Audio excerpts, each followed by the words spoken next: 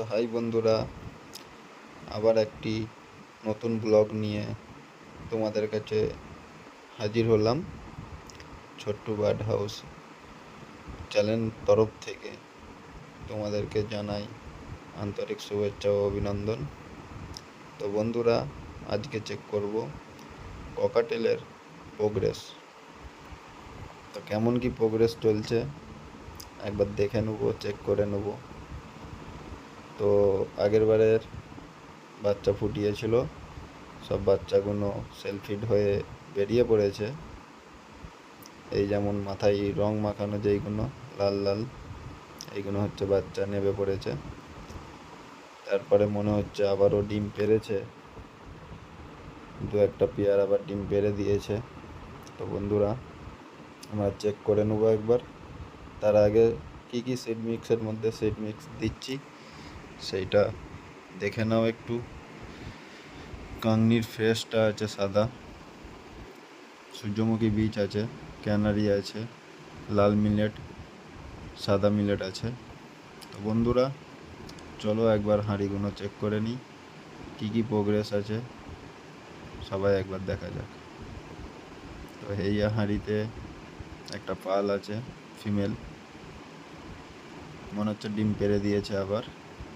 হ্যাঁ, ডিম পেড়ে দিয়েছে, 4 পিস ডিম আছে।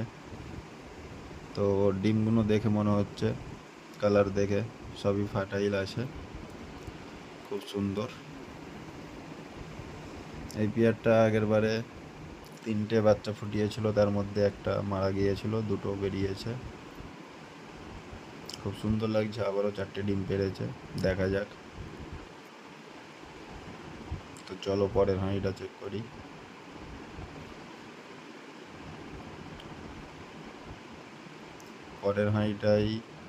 পরের হাঁড়িতেও ডিম আছে, ডিম পেড়ে দিয়েছে এটাতেও।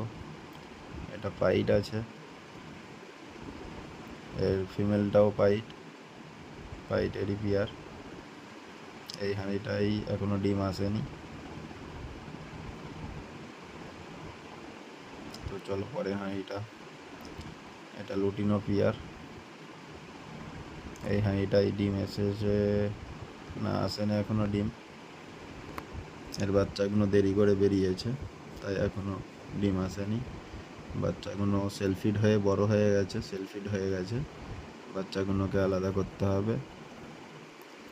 তো চেক করলাম, দেখো আমার পাখিগুলো, ছোট্ট কলোনির পাখিগুলো, একবার ভালো করে দেখে নাও।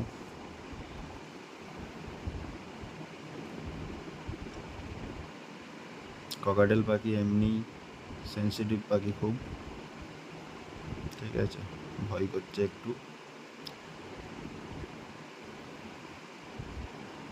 তো বন্ধুরা, ভিডিওটা কেমন লাগলো কমেন্টে জানাবে, আর একটি ভালো লাগলে লাইক দিবে, নতুন হয়ে থাকলে চ্যানেলটি সাবস্ক্রাইব করবে। ধন্যবাদ।